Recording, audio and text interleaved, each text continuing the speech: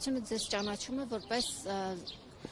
վիրավոր զինվորների վերականգնողական կենտրոնի ղեկավար, բայց դուք այսօր նաև մասնակցում եք պրոշյանցիների հավաքին։ Նրանք տևական ժամանակ է բողոքում են տրանսպորտի հետ կապված խնդրի շուրջ։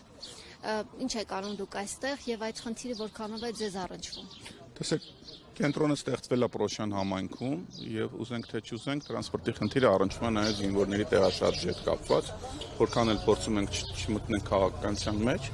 բայց եթե տրանսպորտը դուրս գա եւ մտնի այն տրանսպորտը, ինչ որ առաջարկվում է, հենաշարժողական խնդիրներ ունեցող անձինք չեն կարողանալու պատշաճ տեղաշարժվեն,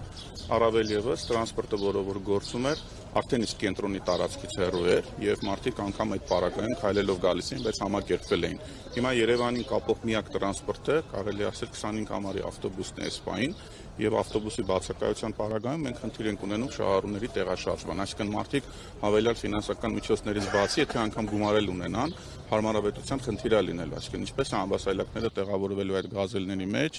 ինչպես են օրինակ ավտոբուսով գալու մինչև Պրոշյանի սկիզբ, հետո ինչպես են այդ Պրոշյանի